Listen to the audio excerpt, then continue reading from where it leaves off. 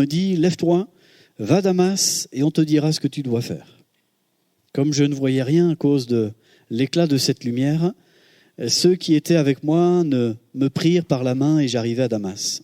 Or, un nommé Ananias, homme pieux, selon la loi, et de qui tous les Juifs demeurant à Damas rendaient un bon témoignage, vint se présenter à moi. Il me dit, Saul mon frère, recouvre la vue. Au même instant, je recouvrais la vue, je regardais, et il dit, le Dieu de nos pères t'a destiné à connaître sa volonté, à voir le juste et à entendre les paroles de sa bouche. Car tu lui serviras de témoin auprès de tous les peuples des choses que tu as vues et entendues. Et maintenant, pourquoi tardes-tu ? Lève-toi, sois baptisé et lavé de tes péchés en invoquant le nom du Seigneur. Amen. Et ce verset clé qui nous aidera à définir un peu notre sujet, c'est de dire le verset 14, le Dieu de nos pères, donc c'est Ananias qui le lui dit, le Dieu de nos pères t'a destiné à connaître sa volonté, à voir le juste et entendre les paroles de sa bouche, car tu lui serviras de témoin auprès des peuples des choses que tu as vues et entendues. Là, il déroule le parcours de sa vie. Il déroule son expérience personnelle et le ministère qui s'en suivra. Il déroule tout cela. Et voyez-vous, c'est un programme. La volonté de Dieu, elle est toujours merveilleuse. Amen. La volonté de Dieu est toujours admirable parce que Dieu est capable même d'offrir du secours à celui qui n'en donnait pas. Il est capable de faire du bien à celui qui faisait du mal. Il était capable de persécuter les chrétiens, leur faisait la misère. Comme parfois on est capable de subir. On nous fait du mal, mais comme parfois on peut faire du mal. On ne s'en rend pas toujours compte. Mais là, il faut qu'il y ait un éclairage. C'est l'éclairage de la volonté de Dieu. C'est l'éclairage de la bonté de Dieu qui nous pousse à la repentance. Et dans tout cela, Dieu s'était-il trompé ? Non, il lui fallait cette étape. Il lui fallait ce moment. Et Dieu connaissait sa destinée. Dieu a même organisé son évasion, sa vie de misère, sa vie de persécuteur. Et Dieu a organisé même son évasion et sa transformation. Alléluia. C'est beau de voir ce que Jésus fait, n'est-ce pas ? C'est beau de le voir et dans le terrain de nos cœurs, de nos vies, de l'accueillir, de lui laisser libre choix, de laisser faire l'arbitrage et de remettre les choses à leur place. Saul de Tarse a dû devenir aveugle afin de voir autrement. Il a fallu qu'il passe par là. Il est passé de la mort à la vie. Il a fallu qu'il y ait vraiment ce moment où il comprenne, où il y a ce déclic. Et c'est ça, on pourrait dire, le déclic de la conversion, la vie de Dieu, la nouvelle naissance.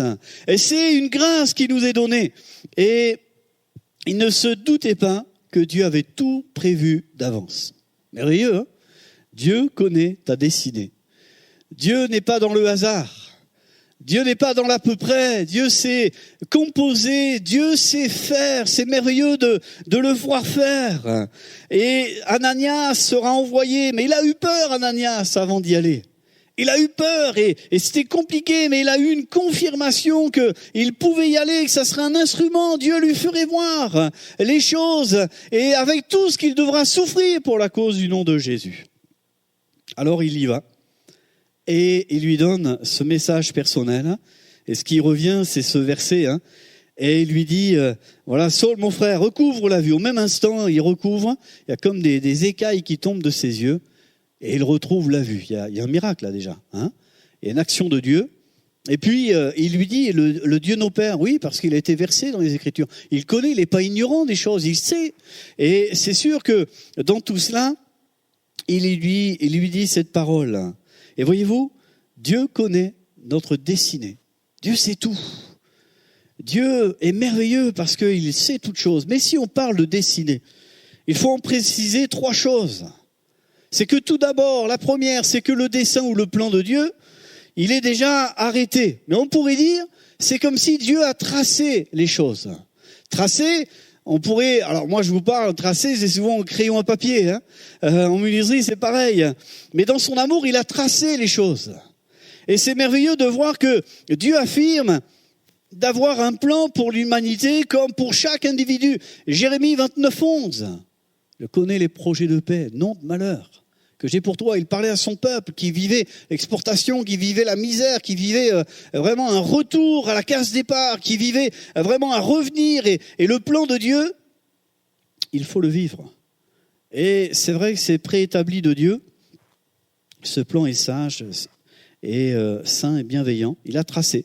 La deuxième chose, si nous parlons de destinée, il faut savoir aussi qu'il y a la responsabilité de l'homme. Et oui, Dieu est celui qui fait toutes choses belles en son temps. Mais s'il a tracé, c'est que nous devons écrire par notre décision. Et nous écrivons là à l'encre, non plus au crayon papier, nous écrivons à l'encre. Nous écrivons par nos vies, nous écrivons par des gestes, par des comportements, par des décisions, par des occasions manquées ou saisies. Mais nous écrivons, nous choisissons par nos vies. Notre destinée n'est pas faite au hasard ou par obligation ou par procuration, mais elle est faite parce que nous écrivons, nous acceptons ou pas la grâce de Dieu. C'est ça. La destinée, c'est ça. Contrairement au fatalisme, c'est que la Bible souligne l'importance des choix, la responsabilité humaine, des conséquences humaines, qui sont une réalité et une composante même de notre destinée. Et nous savons que les actions et décisions d'une personne ont des conséquences directes sur le chemin. Qui sème, par exemple, l'injustice, moissonnera le malheur. Donc nous apprenons et nous voyons sur le chemin de la vie que nos choix, nos décisions ont toujours des répercussions. Et donc, notre destinée, c'est aussi de savoir la troisième chose, c'est que Dieu nous destine à découvrir son Fils pour nous faire entrer dans son plan de salut. Et lorsque nous l'acceptons, il nous scelle, et il scelle cette décision par son esprit. Et c'est une grâce. Tout cela, c'est étroitement lié au fait de ce que nous faisons de Jésus. Soit tu le prends pour sauveur et pour Seigneur, et là, nous vivons quelque chose d'extraordinaire, ou soit délibérément et volontairement on s'oppose, et on passe à côté. Et ça, nous l'écrivons par nos comportements et par nos réactions. Donc tout est lié au fait de ce que nous faisons de Jésus. La plus belle espérance, c'est de saisir la vie éternelle et de vivre avec Christ dans notre existence. Le but de cette destinée, c'est pas l'égoïsme, c'est pas centré sur soi, sur son nombril, sur ses intérêts, mais c'est de pouvoir avoir une vue sur l'extérieur, une vue sur nous, mais sur notre génération pour parler et transmettre l'amour de Jésus. Alléluia! Quelle grâce d'utiliser, de vivre ses dons, ses talents, comme on en parlait récemment, et de vivre cette destinée merveilleuse et rayonnante de la fidélité de Dieu. Amen. Alors Ananias, voilà, vient et certainement qui dit à Saul de Tarse, le Dieu de nos pères t'a destiné. Imaginez, il tremble. Pourquoi? Et c'est un kamikaze. Et il était capable de persécuter les chrétiens. Donc c'est pas un tendre. Il fait pas semblant, lui. Et vous savez, dans la vie, il y en a, ils font pas semblant. Et on sort du monde imaginaire. Qu'on peut se faire et on réalise. Mais il lui dit en face, et il lui dit cette chose, et qui retentit comme une parole de Dieu. Alléluia. Le Dieu de nos pères t'a destiné à connaître sa volonté. La première chose, c'est que c'est une découverte divine. Dieu lui permet de vivre tout cela. Il désire chaque jour nous montrer ce qu'il y a de meilleur. Nous montrer sa volonté, nous montrer ses pensées, ses plans pour chacune de nos vies. Comme je vous disais tout à l'heure, il a tracé. C'est à nous de l'écrire, c'est à nous de le vivre. C'est à nous de saisir sa grâce. Alors peut-être laissez-le venir vers vous. Peut-être ce soir, laissez-le vous atteindre. Laissez son amour être déversé dans votre cœur. Saisissez l'impact et le merveilleux qu'il y a à connaître sa volonté. Ne vous cachez plus, c'est le moment de l'accueillir à bras ouverts. Le Dieu de nos pères t'a destiné à connaître sa volonté. Alors il y a l'étendue de cette volonté mais il y a son mystère dans des textes faisant connaître le mystère de sa volonté. Il y a cette nécessité d'être rempli de la connaissance de sa volonté, de sa sagesse. Il y a aussi son résultat. Il ne faut pas se conformer à ce qu'on voit aujourd'hui, mais de pouvoir être transformé par ce renouvellement pour discerner quelle est la volonté de Dieu, ce qui est bon, agréable et parfait. C'est le résultat de Dieu, c'est bon, c'est agréable, c'est parfait. Si tu as la paix, si tu ressens des choses de Dieu, c'est bon signe. L'étendue de cette volonté, sa vertu, c'est en vertu de cette volonté que nous sommes sanctifiés par l'offrande de Jésus. Et une fois pour toutes. Oui, le programme de sa volonté, c'est son œuvre. Le Dieu de paix qui a ramené d'entre les morts le grand pasteur des brebis. Et c'est en fait pour cela l'accomplissement de sa volonté. Qu'il fasse en vous ce qui lui est agréable par Jésus-Christ. Amen. C'est là qu'il fait de belles choses. Connaître sa volonté, c'est aussi d'en saisir sa vie. Lorsque Jacques le dit lui-même, il dit, vous trompez pas mes frères bien-aimés, toute grâce excellente et tout don parfait descend d'en haut, du Père des Lumières, chez lequel il n'y a ni changement, ni ombre de variation. Et il nous a engendrés selon sa volonté. Alléluia. C'est merveilleux par la parole de vérité, afin que nous soyons les prémices de sa créature. Alors il lui dit, Ananias, mais parce qu'il est équipé d'une parole de Dieu, alors il peut annoncer à cet homme qui fait peur. Mais il lui dit, mais Dieu te destine à quelque chose de mieux, connaître son plan. Et Dieu te destine à connaître sa volonté. La deuxième chose, il lui dit, mais Dieu te destine à voir le juste. C'est merveilleux, à voir le juste. Saul, l'injuste, a rencontré Jésus, le juste. Ah, il n'y a pas photo. C'est sûr que devant Jésus, mais qui es-tu, Seigneur ? Je suis Jésus que tu persécutes. Ah, c'était justement lui qu'il voulait contredire. C'est justement lui dont il voulait s'opposer. Et il a une pleine rencontre avec Jésus. Vous vous rendez compte ? C'est admirable ce que Dieu fait. Autant qu'au départ, c'est une découverte divine, mais là, c'est une rencontre personnelle avec Jésus en personne. Jésus est venu. Qui que nous soyons, là où tu en es sur le chemin de la vie. Oui, peut-être tu penses être seul, ou peut-être en repli, ou peut-être d'autres sont devant toi, s'occupent de faire les choses à ta place. Eh bien, Jésus est capable lui-même de venir et en personne pour toi. Et parfois même dans ta chambre, dans le secret de ta vie. Alléluia, c'est merveilleux quand même. De voir le juste et de pouvoir paraître devant lui qui est sans défaut, sans tache, sans rien. Et il ne vient pas pour nous faire sentir notre malaise. Mais il vient pour pardonner et justifier. Il vient dans sa gloire pour venir offrir ce qu'il y a de plus beau, alors que nous avons touché à ce qui est le plus sale. Quelle grâce et quel honneur que Jésus nous accorde. Cette rencontre a transformé sa vie. Il a été pardonné. Peut-on pardonner un homme qui persécute des chrétiens ? Vous vous rendez compte ? Peut-on pardonner un homme à un homme ce qu'il a fait quand même, la manière qu'il s'est pris résolument ? Et il est justifié. Pardonner, à voir le juste. Et cette rencontre personnelle avec Jésus va devenir un élément important pour l'aider à fonctionner autrement. Il va fonctionner non plus avec l'opposition à Jésus, mais en harmonie avec Jésus. Et ça va être différent, totalement différent le résultat. Voir le juste nous apprend à vivre pour plaire à Dieu. Plaire et justifier, non pas, vous savez, se justifier, parce que c'est facile ça, se justifier, on se donne raison. On a tort, mais au fond, il faut qu'on argumente. Notre plaidoirie, c'est d'expliquer et de se justifier. Mais c'est pas ça. C'est là, voir le juste, c'est laisser Jésus prendre notre défense.